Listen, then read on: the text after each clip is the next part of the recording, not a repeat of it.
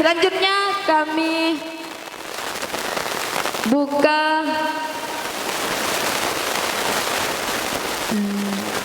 dua penanya, perwakilan dari putra dan dari putri. Assalamualaikum warahmatullahi wabarakatuh. Waalaikumsalam warahmatullahi wabarakatuh. Perkenalkan, nama saya Mailatur Rahmah, delegasi dari MA Nurul Hikmah. Di sini saya akan bertanya tentang bagaimana cara kita membedakan antara berita hoak dengan berita fakta. Sedangkan berita dengan karya ilmiah itu berbeda. Contohnya, pada dasarnya informasi dari TV dan juga media sosial itu berbeda-beda. Contohnya yang sekarang kita alami, COVID-19. Ketika ditayangkan di TV itu zona hitam. Sedangkan di akun media sosial itu zona kuning. Dan itu bagaimana kita cara membedakannya. Sekian dari saya. Wassalamualaikum warahmatullahi wabarakatuh. Perwakilan dari putra. Bu Menteri panggil dulu tahu dulu. Ya, disilakan. Jangan kau ketawa di atas penderitaan kami. Bismillah. Assalamualaikum warahmatullahi wabarakatuh. Waalaikumsalam warahmatullahi wabarakatuh. Diperkenalkan ya Pak Moderator. Iya, nama saja. Bismillahirrahmanirrahim. Nama saya Abdurrahman Van Houten. Kami perwakilan dari Asatid Pondok Pesantren Najmul Ulum Al Mursyidiyah. Simpel saja Pak, kan barusan Pak Memateri menyatakan bahwasannya kita itu berdakwah lebih tepat dan cepat diterima dengan tulisan. Nah, pertanyaan kami ini muncul kenapa ketika penguasa salah dalam melakukan, kenapa kami itu mengamati dan melihat mahasiswa itu kok turun ke jalan, kenapa kok gak langsung saja dengan surat terang-terang saja kepada semisal Pak Jokowi, Pak Jokowi sampean ini tak bagus misalnya, kenapa kok tidak pakai surat saja? Mungkin cuman itu Pak. Akhirnya dari kami, Assalamualaikum warahmatullahi wabarakatuh. Bismillahirrahmanirrahim. Kalau kami simpulkan dari pertanyaan perwakilan teman-teman asatid, di sini juga mungkin perlu kita pahami, itu juga ada singgungan kepada teman-teman himmah juga, karena memang mahasiswa itu yang sering turun jalan. Mana ki turun jalan dan ke mata arat suratan cinta nih kena Ben Jokowi dan selanjutnya membedakan berita hoaks dan realita. Disilahkan. Terima kasih, pertanyaan yang sangat bagus. Sekarang banyak berita hoak ya, banyak berita hoak karena sekarang IT itu informasi dan teknologi sangat canggih dan bisa menyebar secara cepat, Kalau dulu nggak ada HP, jadi persebaran berita itu tidak secepat sekarang. Dulu juga ada berita hoaks sama, cuman karena sekarang teknologi sangat canggih, maka berita hoaks itu tersebarnya sangat cepat juga. Bagaimana cara membedakan antara yang hoaks dan yang tidak hoaks? Itu kita yang pertama kita kenali sumbernya. Misalnya sumbernya adalah buku atau televisi atau koran. Itu lebih akurat dari Facebook. Facebook nikah, siapa saja bisa memberitakan. 1 menit yang lalu ada yang mengatakan corona itu hitam, empian mengunggah di Facebook, corona itu buk merah misalnya, tersebar langsung juga. Mana? Nah sekarang kita sumbernya dari mana dulu? Kalau dari Facebook itu kita harus hati-hati. Jadi lebih baik ngambil di koran atau televisi. Kalau televisi atau koran rata-rata itu wartawan sudah konfirmasi ke yang ahli. Kalau corona itu ke dokter nanya sendiri wartawan. menempian adanya kareng corona nggak napa ketemu benoreng ki iburu mira misalnya langsung ditulis di Facebook mira. Jadi kita harus menyeleksi siapa yang mengatakan hal itu. Jadi menurut istilahnya dalam Al-Quran kan fatabayanu kan seperti itu kan. Jadi harus hati-hati, harus tahu sumbernya. Kalau hanya di Facebook, di WA, jangan langsung disebarkan. Sering meninggal apa ini nabi energi pun setuh nikah ya. Tersebar po. Ternyata sehat orang yang nikah. Jarang kadang tak baca kana di WA itu atau Facebook tak baca kana. Yang di WA itu ada innalillah langsung kereng. Siapa si kereng ban kilo tak tahu ya. Siapa si setuh kilo tak kereng bingko. Si ngerem tak baca kana. Ngerem boleh kan cepat tersebar. Jadi kita harus mulai menyeleksi sumbernya dari mana. Yang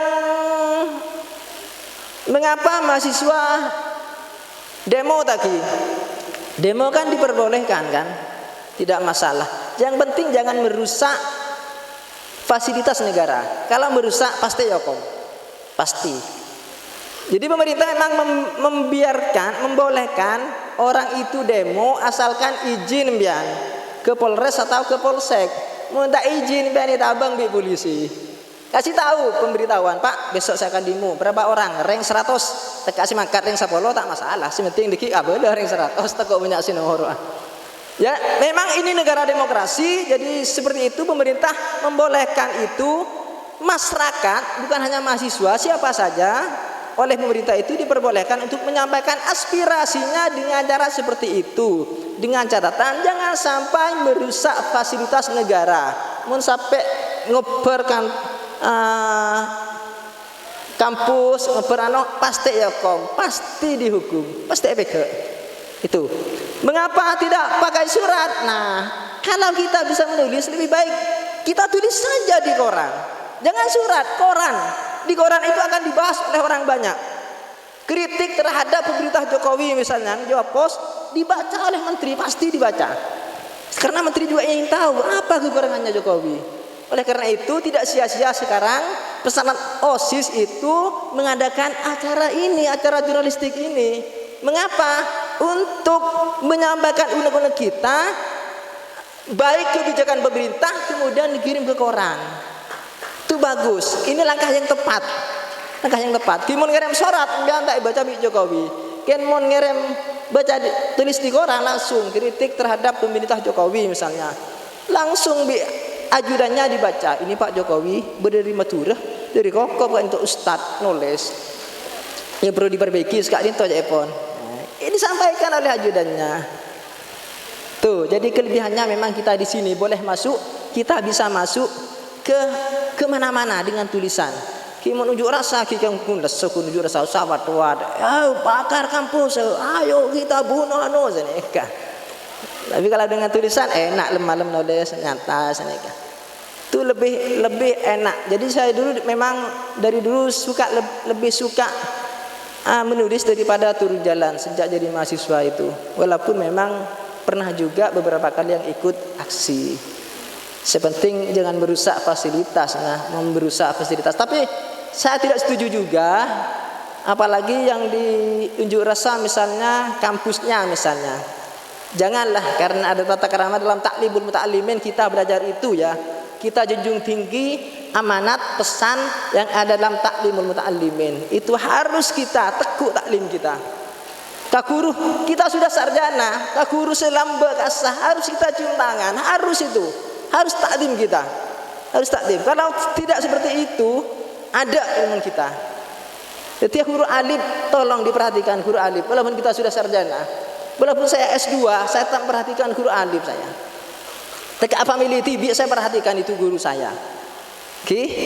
Nama boleh pun sampai dibesarkan di pesantren bertahun-tahun itu tolonglah kita bersama-sama kita akan mengkaji taklimul muta'allimin, kita gunakan itu. Oke, mungkin itu dari saya. Ki, boleh lagi? Masih ada lagi?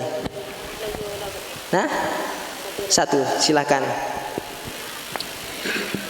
Terima kasih kami ucapkan kepada beliau. Mungkin itu para penanya sudah paham alur bagaimana para mahasiswa itu turun jalan. dan juga bagaimana kita itu membedakan mana yang hoax dan mana yang realita. Oke, kami lanjut. Satu pertanyaan masih tetap, kecuali nanti ada istimewa. Memang ada pertanyaan istimewa nanti. Mohon bersabar karena pertanyaan istimewa sudah masuk kantong kami. Terima kasih. Disilakan satu penanya. Dadah ya, dadah. Kenapa nak? Oh, di luar silakan. Diingat ya, satu penanya, satu pertanyaan, simple, akurat, dan kreatif. Assalamualaikum warahmatullahi wabarakatuh. Perkenalkan, nama saya Imam Bukhari. Saya delegasi dari Pondok Pesantren Al-Mursidiyah Itra. Jadi pertanyaan saya untuk menciptakan generasi kreatif itu kan sudah tertera, ada fungsi, ada tipe-tipe yang kreatif. Jadi yang belum dijelaskan itu masalah kalau kita contohkan ke historis kejadian seperti corona, lah bagaimana caranya yang tadi ada kronologi yang jelas urutannya. Lah makanya itu harus dipaparkan. Yang saya bingung ketika nulis itu, apakah harus dari tempat dulu, apa perkenalkan namanya, atau ada segi apanya, masalah urutannya. Oke, terima kasih. Bisa dipersimpel karena perlu diketahui di sini Ya. siswa ya. Ya. Untuk membuat historis seperti kejadian, kalau harus kronologi yang jelas, gimana caranya? Urutannya tuh harus ada apa nih? Apa saja urutannya? Kan ada membahas kan tentang corona dulu, definisikan corona kan, terus tempatnya. Apakah harus tempat dulu, coronanya dulu, atau gimana gitu? Urutannya. Mungkin moderator paham. Oh iya, S1. Paham. Terima kasih. Iya, jangan pernah mau lawan moderator. Moderator sudah wisuda ini. Ya iya kan. Dipersilahkan. Dia sudah paham. Nanti setelah ini ada pertanyaan istimewa. Ya boleh. Iya. Baik, terima kasih. Untuk kronologis itu biasanya jalan ceritanya. Tetapi jalan cerita misalnya tentang corona ya. Corona dari mana pertama munculnya? Itu bisa dibahas. Cina misalnya. Corona itu muncul di Cina pada tahun 2019. Ini sudah mengawali dari kronologisnya, dari cerita itu. Sejak itu Cina pegawai yang tetap bepergian ke luar negeri. Di Indonesia corona itu awalnya adalah di Jakarta. Ini kan kronologis kan, cerita yang sesuai dengan urutan waktu. Tetapi boleh juga kita ngambil tempatnya dulu, tidak apa, menjelaskan definisi dulu tidak apa-apa, corona dulu. Ini hanya cara saya tadi untuk mempermudah sesuai dengan pertanyaan itu tadi. Bagaimana kita memulai itu? Jadi kita nanti jangan terikat dengan itu. Mau tempat dulu tidak apa-apa. Cina dibahas dulu tidak apa-apa. Cina merupakan salah satu negara yang anti-Islam misalnya. Di sana corona itu berkembang sehingga beberapa negara tetangga juga terdampak virus corona. Di Indonesia itu boleh kemana saja kita. Tadi hanya cara untuk mempermudah dari pertanyaan yang Putri ini untuk mengawali. Kalau sudah mahasiswa boleh di mana saja, seenaknya yang gampang di mana. Jangan kita jangan terkekang oleh teori tadi. Jangan terkekang oleh teori tadi. Langsung kita menulis, dapat 3 halaman, ambu. Nulis boleh, tulis lagi. Tidak usah mikir paragraf pertama bagus namantan, tidak usah. Yang penting selesai karena ini latihan. Tidak mungkin kita nulis 10 karya langsung bagus, tidak mungkin. Tidak mungkin kita menulis 5 karya langsung bagus, tidak mungkin. Semakin sering kita berproses, semakin sering kita menulis, maka tulisan kita pasti lebih bagus, semakin bagus. Kimong nulis tong pas ambu bah pensiun nulis tong, si nulis boleh nikah. Yang mau memulai itu sulit. Tapi kalau sudah terbiasa nulis, Aca-aca benoreng di warung itu jadi inspirasi. Jadi inspirasi. Berbicara dengan temannya jadi inspirasi. Saya kan nyatanya kayak ketoles. Itu saya terbiasa dengan itu. Terbiasa dari ucapan-ucapan orang, kemudian saya tulis. Oh, ini kok enak ya kalau ditulis. Sanika. Mau dimulai di mana? Silakan dari mana saja. Tadi hanya untuk kronologis itu cara supaya kita lebih gampang memulai. Itu yang Itu tadi sudah jelas dan akurat apa yang telah disampaikan Bapak pemateri, dan itu sudah bisa menjawab tanda tanya yang telah Anda sampaikan kepada kami.